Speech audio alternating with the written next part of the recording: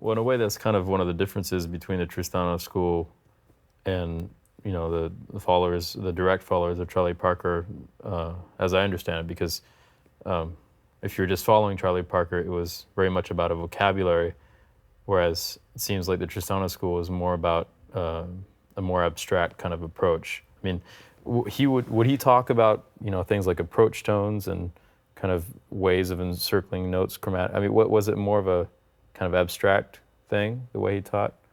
Or do you know the distinction I'm trying to make, kind of between learning a phrase or learning to be able to do an approach tone on every note of the scale? Or I think he went through as many of these theoretical things as was essential to each student.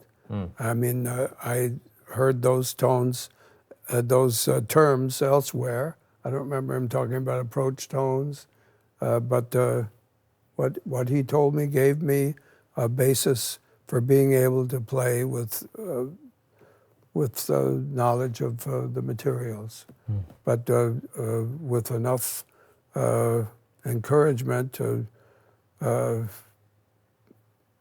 get beyond that, that made it work as it did for me, and the way it worked for me.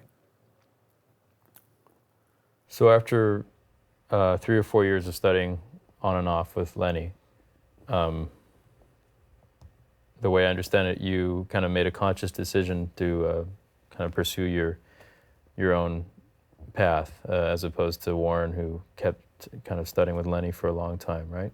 I think so, yeah. I wanted to find out what this really meant to me, and the only way I could do that, I think, is moving away, as I did. And,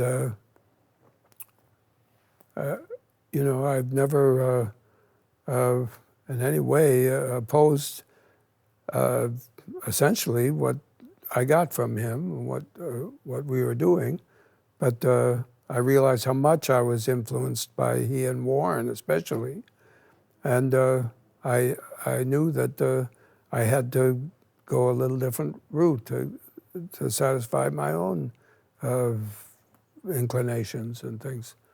And so that's what I've been able to do right along through the years, and develop his basic idea of teaching. When I have the opportunity to teach, I'm doing essentially what he did, making people knowledgeable of the basic theoretical material, to get familiar with the great solos, to know what made them great and how to make them part of your understanding of this particular music, and how to then use that information, as everybody does, to learn painting or learn writing or any other. You have to study the masters and the tradition of the music, and it makes it quite,